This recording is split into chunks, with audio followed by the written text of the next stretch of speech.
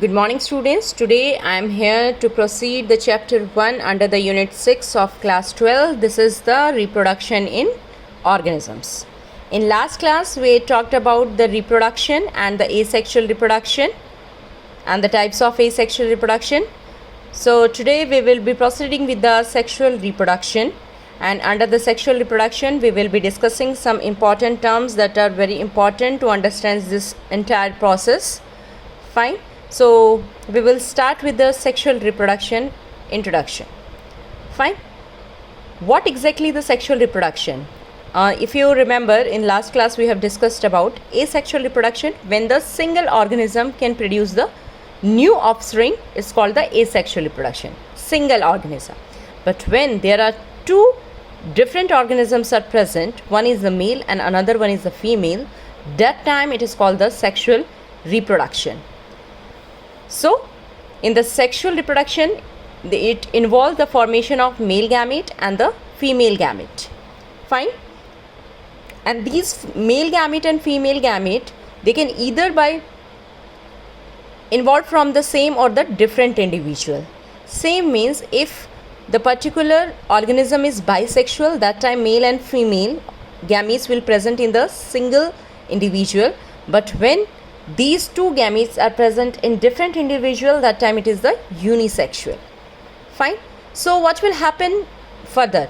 The gametes, both the gametes, male gamete and the female gametes, they fuse and they will form the zygote, and that particular zygote will be converted into the new organism. The zygote will be converted into the new organisms. Fine. It is very elaborate, complex process, and it is comparatively the asexual reproduction. It is very slow process. It takes time. Fine. So as two different gametes from the two different individuals are involved here, so definitely the new offspring will not be identical to the parent one. Fine. Because there is an involvement of the two different gametes from two different individuals. So definitely the offspring will not be identical to the parent. As we have studied in our previous class, in the asexual reproduction, the offspring will be the exact copy of the parent. But here it won't happen.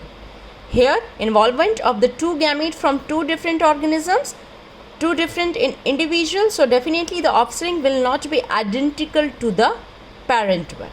Fine. So you will be now quite surprised to know that if we will take example of plant, animal and fungi, they are totally different. They don't have a common morphological feature, but they share the same pattern of asexual reproduction. It means the reproduction carried out by the male and the female gamete. When the male and female gamete get fertilized, that time the new offspring will follow. So they don't have the external morphology similarity, but they share the same pattern of sexual reproduction. Fine. So now we will start with these important terms what I was talking about. First one is the juvenile phase. What do you mean by the juvenile phase? All organisms have to reach a certain stage to growth before they can reproduce.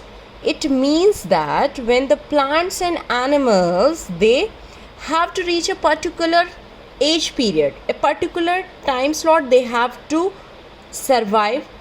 It means they have to reach to the adolescence period. They have to mature enough. Then only they will be capable to reproduce. So that phase is called the juvenile phase. Fine. The puberty or the adolescence stage, we can say the maturity phase.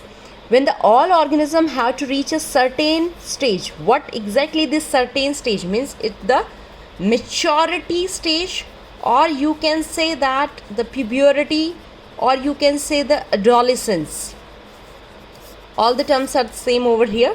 When organism reach to this stage of growth, then only they can reproduce. Fine. And the same thing, this is in the animals, and if we will talk about the plants, the same this certain stage, this is called the vegetative phase in plants. Fine. So juvenile phase, all organisms have to reach a certain stage of growth before they can reproduce, and same thing will be carried out in the plant, and but this phase will be called as the vegetative phase. Understood? So moving to our next important term, the oestrus cycle. What is the oestrus cycle? In most of the female placental mammals, you know that the animals which have with the mammary glands, it means they can feed to their young ones. Fine, they have the mammary glands. So female of the placental mammal, they exhibit cyclic changes in the activities of the ovary, accessory ducts and the hormone during the reproduction time. So that cycle is called the oestrus cycle. Fine. And the same thing, we will talk about the monkeys, apes and the human beings. The same thing will be considered as the menstrual cycle. Menstrual cycle is the maturity phase of females, female and animals or the human beings also. Fine. Then moving to the seasonal breeders. What is the seasonal breeders? Many mammals living in natural or the wild condition exhibit such cycle during the favorable season. Means they don't carry out this cycle throughout the year. They can show only during the favorable season. So that type of mammals or animals are called as the seasonal breeders. Fine. Then next one, it is the continuous breeders. Continuous breeders is the reproductively active throughout their reproductive phase. Means they are not depend on some certain specific season. During their, as they reach to their maturity level, so throughout the reproductive phase they will be reproductively active to reproduce or to provide their new young one. Fine. So this is the difference between the seasonal breeders and the continuous breeders. Seasonal breeders means if they are at their maturity or the reproductive phase, it's not like that any throughout the year they can reproduce anytime. No, they will be capable to reproduce at a season, at a specific season or certain season. That time they will be called as the seasonal breeders. But the breeders, as they reach to their reproductive phase, they will be reproductively active throughout the time. They are not depend on particular or specific season. They can be active throughout their reproductive phase. So next term is senescence or the old age. What do we mean by the senescence or old age? When this reproductive age means when the particular organism is not capable to reproduce its new young one, its offspring, that time it is called as the senescence. Or you can say that in female we talk about the menopause. Menopause is a very common word, menopause. As menstrual cycle is stopped in the females, they are not able to reproduce. They are not capable to produce their young one. So that time it is called as the old age or the senescence. So end of the reproductive age, this is the symptoms of the old age. Then slow of the metabolism. As we will grow up, our cells keep on lead to the dead. Fine. So our metabolic rate also will be affected. It will be very slow and ultimately it will lead to the death. Fine.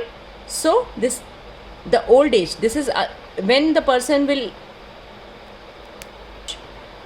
reach to the old age, then ultimately this old age will ultimately leads to the death of a particular organisms. Fine. These are the important terms which we have to know about that before starting this sexual reproduction. So now we will be starting the events in the sexual reproduction. So today we will be having a brief introduction about that, and in the next class we will be discussing in detail. So which are the most important or the major units in the sexual reproduction?